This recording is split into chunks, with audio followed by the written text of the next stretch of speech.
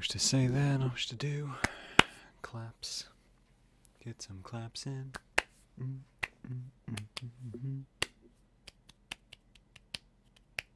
That's how the Queen claps. Doesn't sound like claps though, does it? Apologies.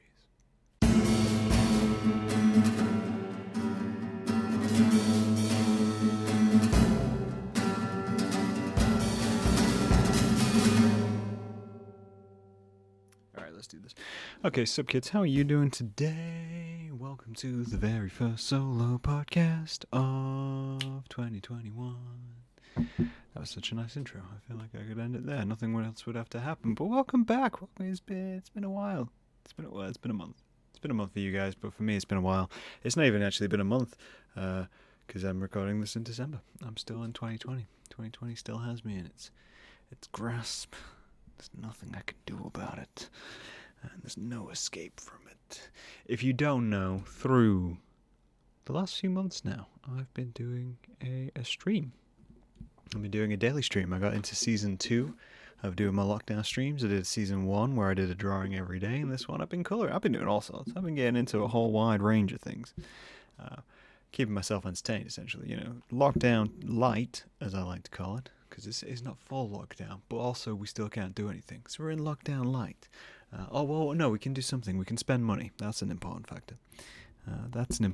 You can spend money, and that's key to your life, or it's at least key to the government's life. Your life's not key to the government's life, as we steadily proved throughout the year. But I digress. I didn't want to get into that at the very beginning of this podcast. I want to start off on something not light, but interesting. So a question came up on the stream. I've been streaming in a few places, and I found it really interesting, kind of the feedback I get from people, and the topics which get suggested, and how people present their thoughts and feelings.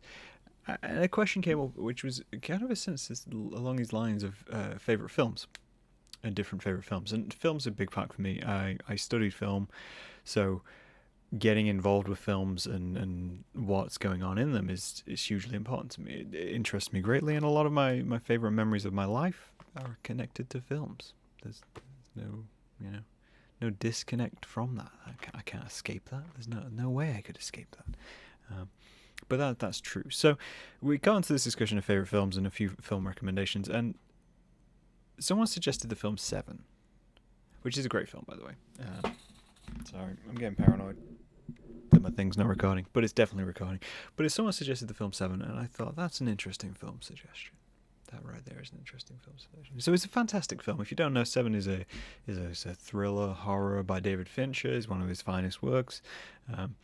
But the point which kind of comes to the crux of the matter here is one of the stars of said film is Kevin Spacey, and as a film, it's not one which I tend to suggest to people. I will say, if someone asks me about it, I'll say, yeah, it's great. It's a fantastic film to watch, and you should watch it if you get the opportunity. But don't actively seek it out. It's not something which I do think is one you actively seek out. But if you're watching this podcast, you might do that. You might go seek out. It is a fantastic film.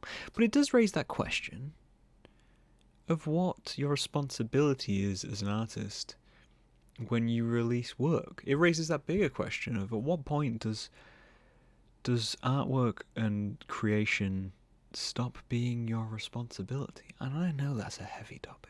That's a heavy topic to start off in January 2021. Maybe no light topics this year. Do we do light topics? I haven't seen the light topics. Graham, can you check the books? See if there's light topics for us to cover, or are we going to start off heavy and lose the shallow audience we have right now? I appreciate you, audience. But between these first 10-minute period, YouTube algorithm tells us people stop watching within the first 10-minute period. So if you made it this far, fantastic. You're with us for a long time. But that's another question. I've been doing these streams every day, which is me, off the cuff chatting to the world around me, and that's dangerous. It's dangerous. Someone could easily take something out of context. Someone could take one of my podcasts and out of context it. People have done that in the past. I have been questioned about it, and there's nothing much I could really do to avoid that, apart from just defend myself in the way which I saw fit at the time. But there is that huger question. You know, it's that kind of thing of whether you can enjoy something after a long period of time or whether you should blame the whole thing. So with Seven, it brought up this conversation. People had differing views on it, and some people I know it's got Kevin Spacey in it, so I'll never watch it again.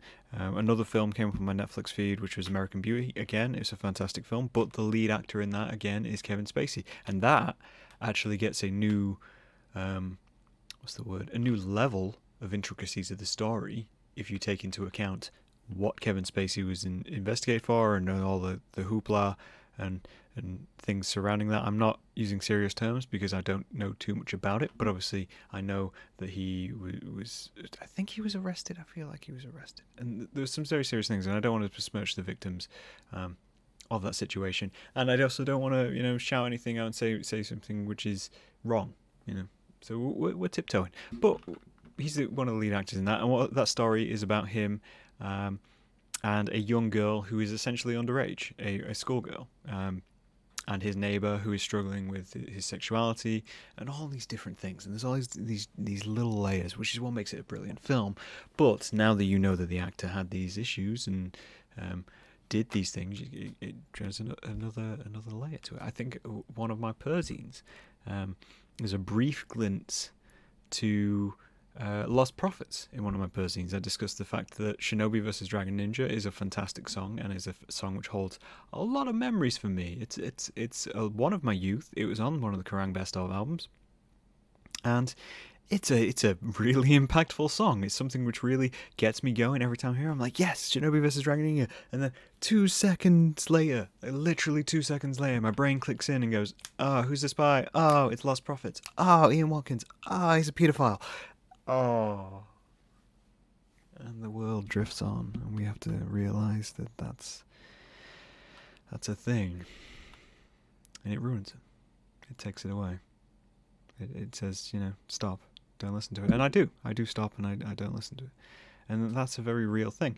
The thing with films I find interesting, and the same happened recently with games, and a lot of this kind of comes into play with the contextualization of a lot of this work. So let's start off. Let's roll back a little bit on this thought process, because I've jumped far ahead in my deconstruction of this. Because this is actually the second time I recorded this. The first time around, I didn't feel like it made the point which I wanted it to make. Not that I have a point really. Nice awkward gap there for you to consider. So I like you guys to make your own decisions. I just explain how I process these thoughts. We were totally off track. Back to the point. So obviously, with a film, so like with Seven, right? Now, Seven's a massive production. It's got a huge cast. It stars Morgan Freeman, stars Brad Pitt. Both of them, as far as I know, are still decent human beings. We never know. Things get revealed. And you've also got to consider all the staff who worked on it, the studios which put things out, and the world which was created around that story in order to make that story reach the screen. So, do you watch that film because the rest of the world cannot be held accountable for the actions of a single human being, or do you discard all of the hard work they did just because there is one human being in it who did something wrong? That's essentially the crux of the question which I was posed within my stream.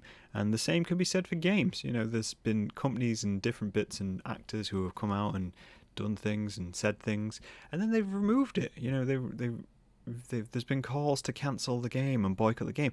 Harry Potter that was the main example I was thinking of. I shouldn't have led in with Seven. I should have read in with Harry Potter. So, if you don't know, let's take you a little... Again, I'm not going to go into too much detail because, again, I don't want to put a foot wrong and insult some people who don't need insulting. I only like to insult the people who deserve some insulting. Harry Potter. So J.K. Rowling is outwardly against trans people, essentially. That's the crux of it. That's as much as you need to know on the face value. She's outwardly against trans people, doesn't believe they're really people. From what I've understood of the matter, I'm hugely oversimplifying here to make a point. But that's a whole thing. So that's been heavily publicised in the news. And then she wrote a new book, and she wrote this book, and I think it's a horror or a thriller, and I can't remember which. But in the book, the main villain, or the murderer, is a man who dresses up like a woman. I don't know what the classification is or within the story or what has been said along those lines. But essentially, the context of the writer it came from was drastically important. A friend of mine, we were discussing it and saying, well, why does it matter? Why is that a thing? It's like, because if it came from anybody else, just like a standard writer, if any random writer had written into their story that they're murdered dressed as a woman and was male, it wouldn't be any major scandal, right? It would be bad writing.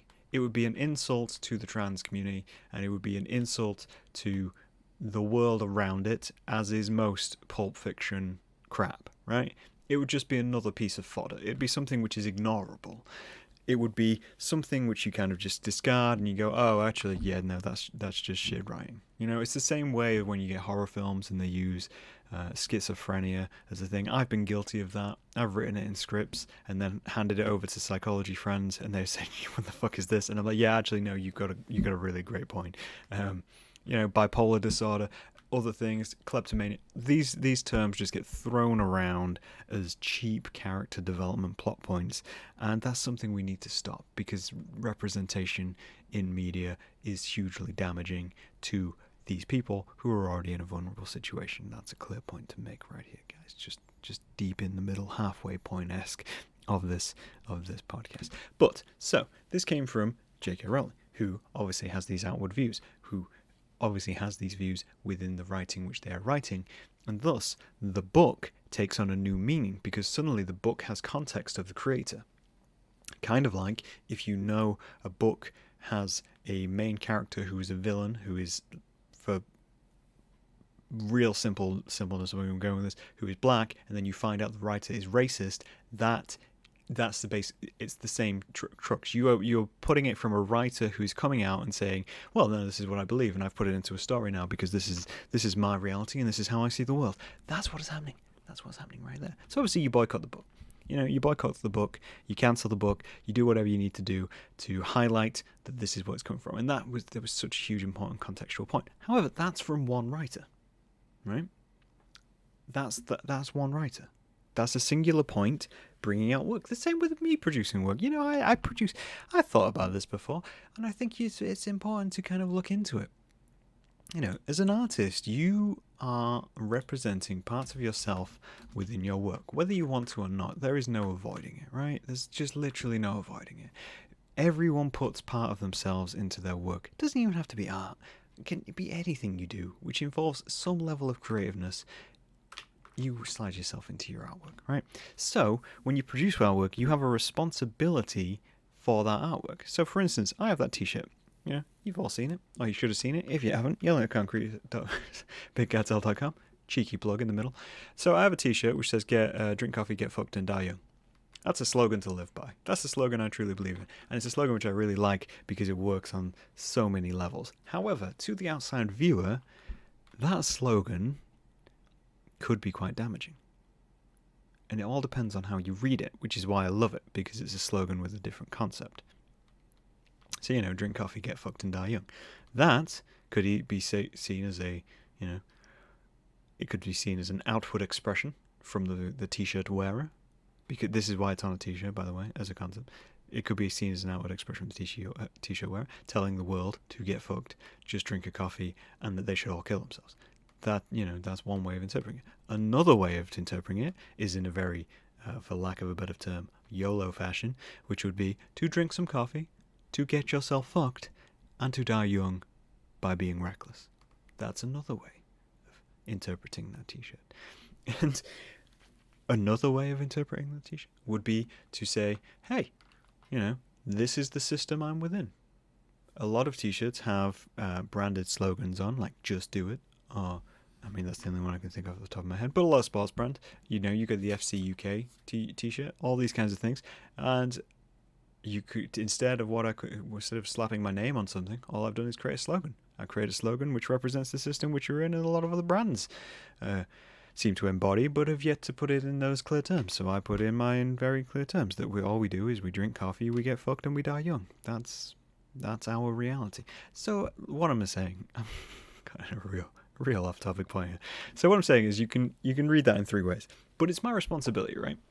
It's my responsibility to do risk assessment on that t-shirt on that design and whether I am willing to take responsibility for that within the world. Because you could really read that in a very negative way, right? You could read that in a way where someone could go out and misinterpret it, and they could read it as, this is a great way to live my life, and I'm going to go out and I'm going to drink coffee, I'm going to have sex with everybody, and I'm going to die young.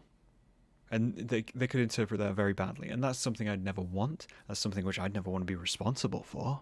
Imagine having that weighing on your conscience. But you do a level of this. You do a level of risk assessment when you make work.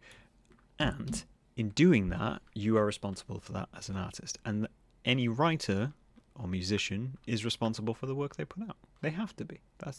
You can't disconnect that. But at some point, right? Is there a disconnect? Is there a stage when this stops becoming their responsibility? So like with American Beauty. I need to look up who made American Beauty. Sorry, I'm going to take American Beauty. It's a 1999 film. American Beauty. It was produced by Bruce Cohen and Jack Dings. I didn't know it was produced by Drew Cohen. Who directed it, though? That is the real question. So it was written by Alan Bell, directed by Sam Mendes. So Alan Bell's the screenwriter. He would have written it for whatever reason. Sam Mendes is, just looking at the filmography. American Beauty, Road to Perdition, Jarhead, Things We Lost in the Fire, Skyfall, Spectre. Pretty big director, right? But at some point, in fact, American Beauty was the debut directorial film. Right? So at some point, they got to consider whether they want to have that film, continuously promoted and produced. They no longer have control of that film, I would imagine, because it will have been made by a studio. So the studio will decide what happens with it. So at that point, is it no longer the responsibility of Sam Mendes? Is it no longer, is it the responsibility of Alan Ball who wrote the thing? Or does the responsibility lie purely with Kevin Spacey? The same for music. I think, we mentioned Lost Prophets earlier. Lost Prophets, they decided on their own terms that when all this stuff was revealed and was going on, they closed the Lost Prophets door. They said to themselves, no, this is wrong. We do not agree with any of it. Therefore, we are closing this door and we don't want to profit from it in any way. They made that pure decision to just cut it off. And in doing so, obviously, they would have cost themselves so much money. So much money. But at the same time, the money doesn't outweigh the crime. They made that decision just to cut it off. Now, when the music comes on, do I make a decision to stop listening to it? Do I have to balance it in my head to say, well, I've got a lot of enjoyment from this music. I've got a lot of, happiness from this music. Should I feel bad about that happiness? Should I feel like I need to change my ways because I didn't know? No, because I had no idea. You can't control the media which is brought to you. And this is a very important point when you consider this, I think, is you can't control the media which is brought to you. I find this all the time, right? So I'm pretty careful with how I pick podcast guests. And in doing so, I have to do a little bit of research. We have to do a little bit of legwork. And you have to find out, first off, who you're interviewing, find out what they're all about, and look for the red flags. That's all we can actually do. That's all you can do with anything. And I think that's true with the media consume. I think you have to look at everything you are consuming and just do a little bit of legwork. That's all it is. If you're not doing legwork, you'll find yourself in these awkward situations where you're thinking, damn, what is this? I had a conversation with my dad over Christmas, and whilst we differ on our views of the world, at the same time we're both very proud. We're both very stubborn when it comes to our views, and for the most part we agree. But there's key points and key ways of approaching things which we differ on. So we got discussing old films and old TV, and we got on about cancel culture and all that kind of stuff, as you do when you're in a generational gap. And he was saying, oh yeah, but you can't, they're taking all these TV shows away. And I'm like, well, why is that a bad thing? From my point of view, why is that a bad thing? Why is that something which we should be concerned about? It's like, well, yeah, because you're taking away the stuff which gave us joy and gave us happiness, and we didn't see it as this at the time, and it's a different generation. I'm like, yeah, okay, I can see it from your point of view. It's stopping you enjoying something which you've once derived pleasure from. However, at the same time, I'm like, well, you're thinking of it a very insular point of view. You're thinking it from a point of view of how does this affect me? Not how does this affect the world around me? And we live in a generation now which is probably one of the first generations where we're having to have that conversation with a lot of people because it's the main thing which is being considered. There's that thing recently of some reality TV show basically got cancelled because it turned out that one of the contestants had white supremacist tattoos. With media and how it's being consumed and the audience reaction to it and how it affects other people is being considered much more heavily than ever before within our society. And I think when it comes to arts, it's a level of needing to have control of it and needing to take that responsibility. Obviously, artists aren't going to be around forever. Your work can be co-opted quite easily. You look at memes. Memes are essentially just co-opting art, and you don't have a choice of how that work is co-opted once it's gone viral. You don't have a choice of how people are consuming it, what could happen with it. You could get picked up by something completely trivial. There could be a company out there in another country which is picking your work up and going, oh, hey, well, this would be great for our slogan. We'll slap it under the slogan. We'll pay them. You'll get a royalty check. And at that point, you're like, okay, well, damn, here's all this money. But at the same time, in that same breath, you could have a group of white supremacists pick up your design and start using it for all that stuff. That happened to the artist who created Pepe the Frog. The frog. He's there's a documentary called Feels Good Man, which is all about Pepe the Frog, and he became a meme, but then got co-opted by a bunch of racists, and it's such a strange way of the alt-right taking something, but you have no choice about that. You have no control over that. And it's really important how you handle that situation, because if you ignore it, it becomes worse, obviously, with anything. But if you try to fight against it, you do the risk that it just gets even bigger, gets even stranger. And I think as viewers and I think as consumers of content, you have to take the responsibility. I think maybe this is what I'm getting to. I think as a society, we don't really have much control anymore over what we see and what we don't see. You're shown everything or you're shown nothing. You live in your little echo chambers. There's no choice about that. And you're introduced to things on much a slower basis, but also a very fast-paced basis. You can see something you never wanted to see. We've all seen things we didn't really want to see. But I think you have to take responsibility for what you put out into the world as artists. Another example of that would be the Anarchist Cookbook, which was a textbook which was basically, it was done tongue-in-cheek by someone who was quite young at the time and produced with a way to make explosives and pipe bombs and all these kinds of crazy things which were done as a way of like, oh yeah, look, fuck the system, I'm going to make these things and do all this and anarchist, rah, rah, rah. And then now he's just an old man who teaches, and people have used the work he put out there to do terrible, terrible things. And the documentary I watched on it, he never really tried to take responsibility for it because he didn't feel like he needed to. He felt like, I'll put it out there. And, I asked for it to stop being printed and the publishers didn't really do anything with it.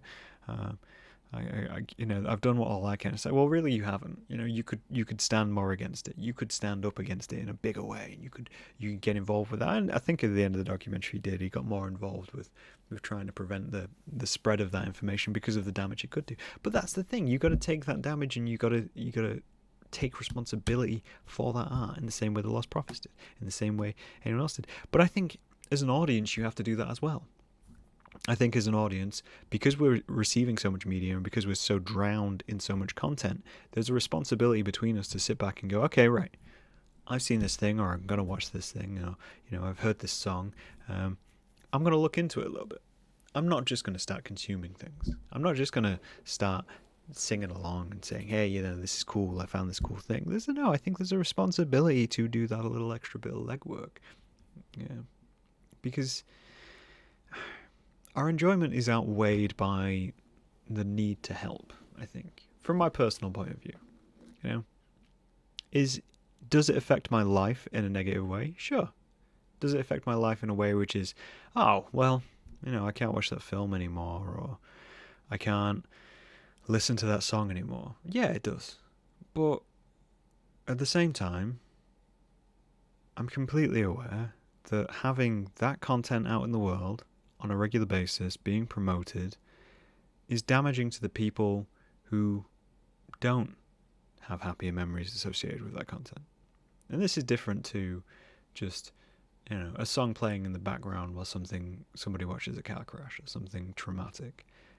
It's different to that. This is more the person they see as their biggest villain in their life, and even if they're in prison, even if they're wherever, profiteering and getting credit and kudos for being out there in the world. And you enabling that. So, will I watch Seven again? Yeah, I probably will watch Seven again. Because I recognise that it's a very large production and there's a lot of work which went into it around it. Do I regularly advertise it? No. Do I recommend it to friends? Sure, but I warn them that Kevin Spacey's in it. Yeah. Do I still listen to Shinobi vs. Dragon Ninja? No. And I don't recommend Lost Prophets to anybody. But that's just how I chose to tackle that. I don't think you can entirely remove art from the artist. I don't think once you release something, you become absolved of your participation in creating it. And I think as an audience, you're never absolved of allowing that work out there. You take on as much responsibility as the artist. I'd love to hear what you guys think, though. And how you tackle these things.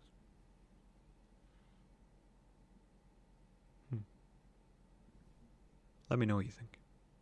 Welcome back to 2021. Hopefully you're not turning off this podcast for something I've done. I don't know what I've done.